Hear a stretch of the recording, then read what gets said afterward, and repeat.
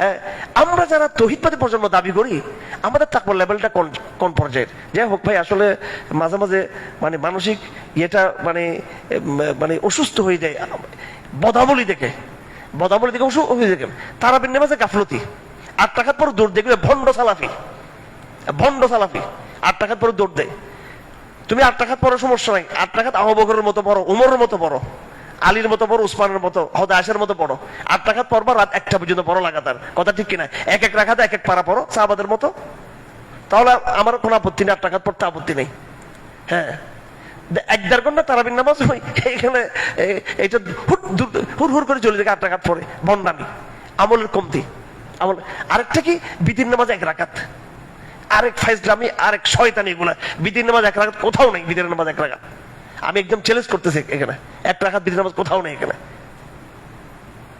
1 রাকাত পরে বিতির নামাজ। আচ্ছা, অনেকে আছেন এখানে, আপনাদের মধ্যে অনেকে আছে 1 রাকাত বিতির পড়ে, শেষ 1 রাকাত পড়ে না, তারা হরে 1 রাকাত বিতির নামাজ পড়েন। আচ্ছা, তা আমাদের সমাজে দাওয়াত নাই। আমাদের সমাজের মধ্যে, আমাদের সমাজে কি স্বপ্ন দেখি? আমরা স্বপ্ন দেখি যে সরকারটা আমাদের হোক, আমরা স্বপ্ন দেখি সরকারটা ইসলামের সরকার হোক, শরিয়া কায়েম হয়ে যাক, আমরা স্বপ্ন দেখি এগুলো।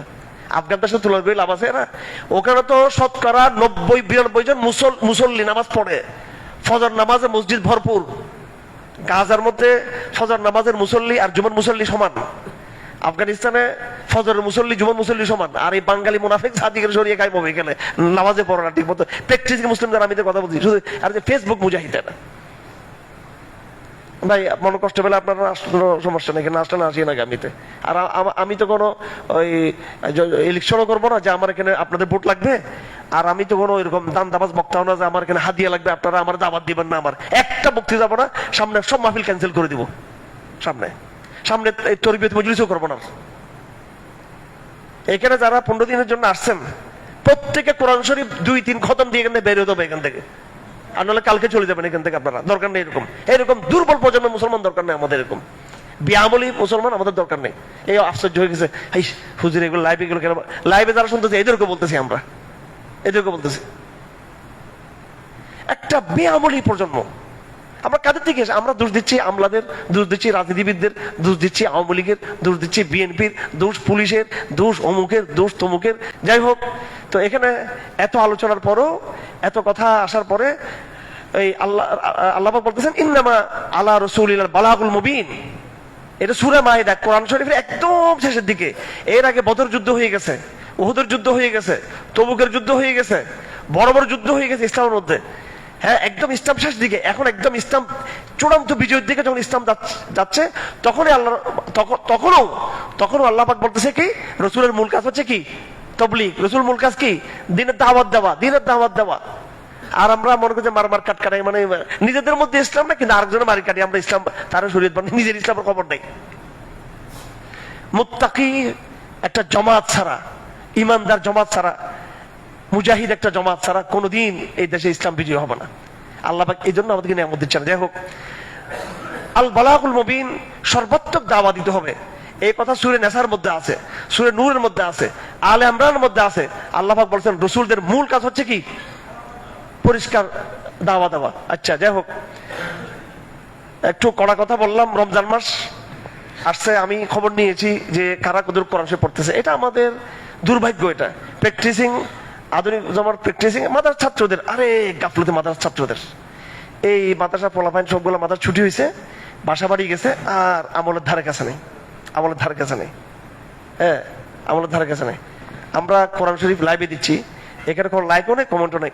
যখন লিখবো যে এই ধরো বললাম যে হিন্দুস্তান আমরা আসতেছি, মোদি দিল্লি বিজয় করে আমরা পতাকা, দেখবেন এখানে 50,000 লাইক পড়ে যাবে, এখানে 30,000 লাইক পড়ে যাবে এখানে। আর যদি একটা কোরআন শরীফের আয়াত তর্জমা করি, এখানে কোনো কি নেই। ফ্যান্টাসি। ঠিক আছে, মনে কষ্ট লাগতেছে খুব। তো কোরআন শরীফ সবসময় কোরআন তালাওয়াত, সবসময় কোরআন তালাওয়াত থাকতে হবে রমজান মাস। ঠিক আছে, সবসময় কোরআন তালাওয়াত। সালফে সালিহিন রমজান মাসে অন্য কোনো আমলই করতে না। যাই হোক, তারপর দেখুন কিভাবে আল্লাহ মোটিভেশন করতেছেন। লাইসা আলাল্লাযীনা আমানু ওয়া আমিলুস সালিহাতি জুনাহুন ফীমা তুইমু। যারা ঈমানদার, তারা যে কোনো খাবার খেতে পারবে।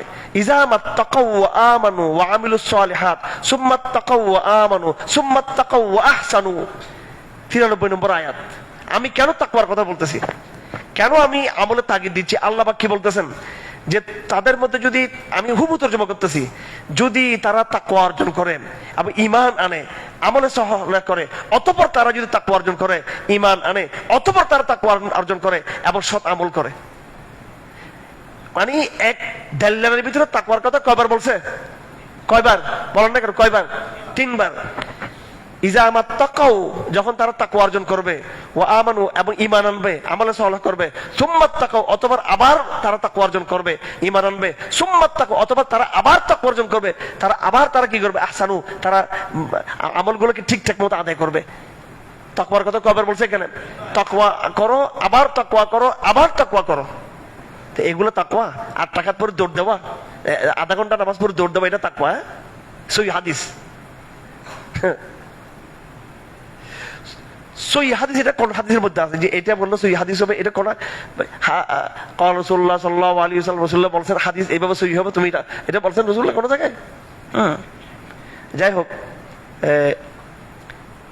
মুত্তাকি সালাফি হলে সমস্যা নাই, হ্যাঁ, আর হানিফি হইয়ে ফাসিক হলেও সমস্যা আছে। আবার 20 রাকাত হোক 8 রাকাত হোক, তাকওয়ার সাথে নামাজ হইতে হবে, লম্বা হইতে হবে, কেরাত বিশুদ্ধ হইতে হবে এবং লম্বা হবে। আচ্ছা, তারপরে এখানে আল্লাহ সুবহানাহু ওয়া তাআলা আহকাম বলেছেন, শিকারীর আহকাম বলেছেন। তারপরে ইহরাম অবস্থায় শিকার না করা, এবং ইচ্ছাকৃত কেউ করে থাকলে সেখানে তার কি কাফারা দিতে হবে, এবং এটা সাক্ষী আছে, কাফারা দিতে হবে। এই আহকামগুলো বলেছেন আল্লাহ পাক। এখানে সামুদ্রিক শিকারীর কথা বলেছেন, সামুদ্রিক শিকারী। এক্ষেত্রে হানাফিদের সাথে অন্য মাযহাবের ইখতিলাফ আছে। শাফি মাযহাব অন্য মাযহাব মতে সামুদ্রিক সবকিছু খাওয়া যাবে, ঠিক আছে, একদম সামুদ্রিক যত রকম কাঁকড়া মাকড়া সব খেতে পারবেন, কাঁকড়া। কিন্তু হানিফি মাযহাব মতে হাদিস শরীফ আছে ওয়াহিল্লা লানা মাইতাতান ওয়াদ দামান, হাদিস শরীফ। তো এখানে আমরা আয়াতটাকে তাবিল ব্যাখ্যা দিই, সয়দুল বাহারি বলা, অর্থাৎ সমুদ্রের মধ্যে শিকার করা যায়। কিন্তু আসলে এটা আবার, এটা নিয়ে অনেকগুলো উসুলি কথাবার্তা আছে, এগুলো ফেকার কিতাব আমরা দেখে নিব। তো সামুদ্রিক শিকার জায়েজ আছে। এখানে সামুদ্রিক শিকার বলতে মাছ বোঝানো হয়েছে। অন্য মাযহাবে আরো কি আছে? এটা হ্যাঁ, আরো একটু এটা প্রশস্ত বিধানটা, এখানে মাছ ছাড়া অন্য কিছু খাওয়া যাবে। আবার বাংলাদেশের হানিফিদেরকে ওরা ধরো যে তোমরা ঠিকই তো কাঁকড়া খাও, কাঁকড়া খাও না, কিন্তু এটার বংশধরটা খাও। এটা হচ্ছে কি? চিংড়ি মাছ। কি চিংড়ি মাছ? এটা দেখতে মাছের মতো লাগে, এটা হ্যাঁ, এটা কি মাছ? পোকা না? কে বলছে পোকা? এটা কোনটা মাছ কোনটা পোকা, এটা কি ঠিক করবে? এটা নিয়ে বিস্তর আলোচনা আছে এটা নিয়ে। তো মাছ কোনটা হবে না হবে, এটা এখানে বিজ্ঞানের কাজ নেই, এটা হচ্ছে ওরফের কাজ। এটা কিসের ওরফ? প্রচলন যেটাকে মাছ বলবো এটা মাছ। আমাদের দেশে প্রচলন এটাকে কি বলে? মাছ বলে। এখন আবার কথা আছে বলে আপনার দেশে প্রচলন মাছ বলে, কিন্তু বোম্বাই আর করাচির প্রচলন এটাকে মাছ বলে না। পেস লাগছে আবার, ওরফ পেস। তো ওরফ যখন পেস লাগবে তখন আরবদের ওরফ ধরা হবে, আরবরা এটাকে কি বলে? মাছ বলে। আমি আমাদের যে কাতারে যার বাসা থাকতাম, আমার বন্ধু শেখ আব্দুল্লাহ জিয়ারা, উনি ওখানকার একদম বহুত বড় মিন মুজাহিল বেলাত, কাতার খুব সম্ভ্রান্ত একজন ব্যক্তি ছিলেন, অনেক বড় ধরট্ট ব্যক্তি ছিলেন। তো আমি সবসময় ওনার বাসায় প্রায় যতবার গেছি 1 ডজনের মতো আমি কাতার যাওয়া হয়েছে আমার এই পর্যন্ত, মানে বিগত 20-25 বছরে ওনার বাসায় উঠতাম। তো ওনার বিরাট মাছের ইয়ে ছিল, ওনার বিজনেস ছিল। উনি আমার সামনে আল্লাহ দিলে সমুদ্রের পোকা মাকড় কচ্ছপ, তারপরে এখানে কাঁকড়া, যত রকম কাঁকড়া সবগুলো নিয়ে আসতো এখানে, ঠিক আছে। আরো বলতো এগুলো খাও, কাঁকড়া খেলে এগুলো, যে তুমি নতুন নতুন বিয়ে করছো, আবার বলতো যে এগুলো তোমার দরকার আছে খাওয়ার জন্য, কাঁকড়া খাওয়াই, কাঁকড়া সব। আমি শুধু মাছটা খেতাম। তো বলতো মাছটা খাই লাভ কি? এখানে তো আমি তো ভাবছি সবগুলো একসাথে, তোমার আংটি ভাজি দিয়েছে একবারে, কাঁকড়া মাকড়া মাছ একসাথে এখানে ভাজি বলছে এখানে। তো বেচারা আমার সব গপ গপ করে খাইতো এগুলো, হ্যাঁ, কাঁকড়া সহ। তো যাই হোক, একটা মুস্তাদফি বিষয় মানে দুদিকে কি আছে? দলিল আছে কাঁকড়ার ক্ষেত্রে। আচ্ছা, তো এই সূরা মায়দা হলো, এগুলো সব বিধান, খাদ্যের বিধান। প্রায় দীর্ঘ আলোচনা হয়েছে খাদ্যের বিধান সম্পর্কে। তারপরে ইসলামের যে শিআর আল হাদি আল কালায়েদ,